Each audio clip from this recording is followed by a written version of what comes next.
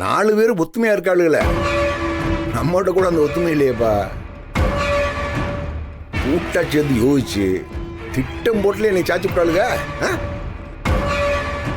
ஈஸ்வரி உட்கார வந்தா, கதிரி உள்ள வயசுக்கு வந்துருச்சு.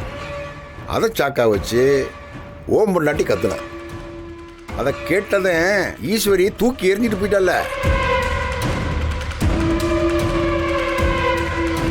ஏப்பா நான் கேட்குறேன், கதிர் பொண்டாட்டியன் ஞானம் பொண்டாட்டி நினைச்சிருந்தா ஈஸ்வரி கிட்ட பேசி அவளை பிடிச்சி உட்கார வச்சிருக்கலாம்ல. செய்யலை, அவளுக்கு செய்ய மாட்டாளுங்கப்பா. ஏன்னா அவளுக்கு ஒரே சிந்தனை ஒரே செயல்.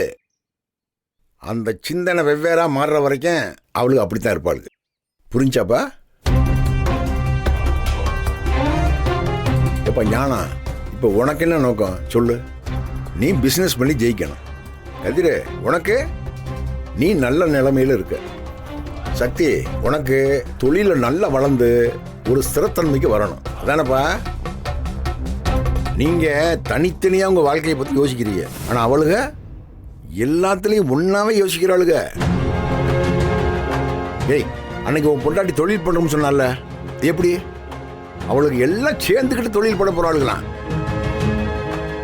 வீடு ஒண்ணு, தொழில் ஒண்ணு, குடும்பம் ஒண்ணு, எதிரி ஒண்ணு. அது இந்த குணசேகர. இப்படிலாம் அவளுக்கு ஒன்னா இருக்கிறதுனால தான் எல்லாத்தையும் கூட்டா செய்யறாளுங்க. இனிமே அவளுகளை தனித்தனியா பிரிச்சு விட்டுட்டு அவ வாழ்க்கையை மட்டும் பார்க்க சொல்லுங்க. குடும்பம் ஒத்துமையா இருக்குப்பா.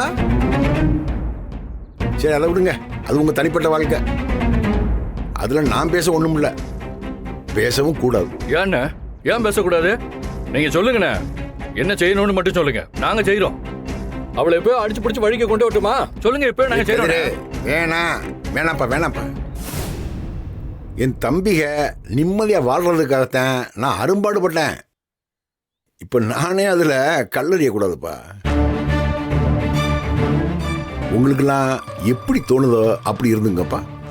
ஆனா ஒண்ணுப்பா, என் மகன் கல்யாணம் அதை மட்டும் நல்லபடியாக நடத்திருங்கப்பா. திரும்ப திரும்ப அதையே சொல்லிட்டு இருக்காதீங்க. நீங்க முதல்ல வீட்டுக்கு வாங்க.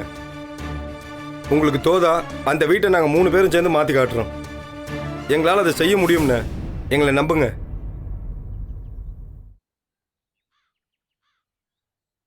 என்னப்பா சக்தி, புரியாம பேசிக்கிட்டு இருக்கேன்? அது எப்படி முடியும்? அவள்கிட்ட மறுபடியும் என்னால் தோக்க முடியாதுப்பா. நீ எடுத்து சொல்லுங்க அண்ணன்ட்ட. அண்ணா, இனிமே நிச்சயமா எதுவுமே தப்பா போகாதுண்ணே. அதுக்கு நாங்க பொறுப்பு. நீங்க கிளம்பி வீட்டுக்கு வாங்கண்ணே. இருங்க, இப்ப நீங்க வரல, நானும் போலண்ணே. இங்கனே இருப்பேன்.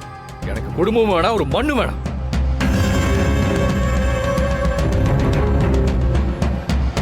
டேய் கதிரு, ஏன்டா அப்படி பண்ற? ஆமா, சக்தி சொன்னதுதான் சரி. இனிமே நாங்க பாத்துக்கிறோம். சொல்லிட்டேனே, சத்தியமா இனிமே உங்களை தோக்க விட மாட்டோம். நீங்க முதல்ல வீட்டுக்கு வாங்க.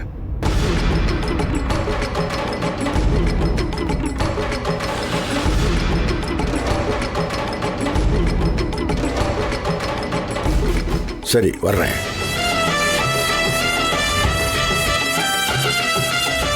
ஆனா உடனே முடியாதுப்பா. ஒரு 2 நாளைக்கு திருச்செந்தூர் கோயிலுக்கு போய் சாமியை பார்த்துட்டு அப்புறம் வர்றேன். அதுக்குள்ள அந்த வீட்டில் அவளுகளை எப்படி சரி கட்ட முடியுமோ அதை செய்யுங்க.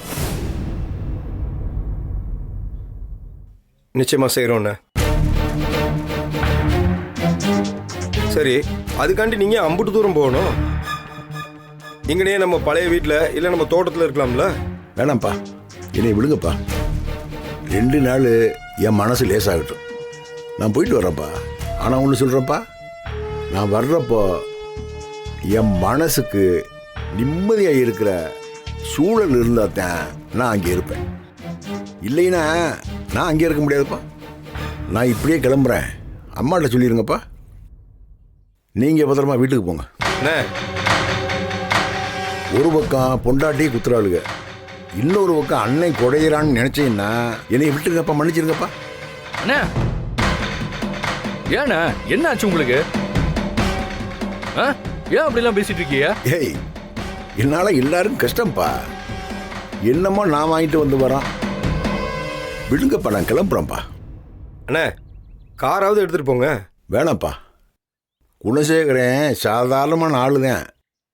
அவனை அவன் போக்கில் விட்டுருங்க, நான் பார்த்துக்கிறேன். வர்றப்பா.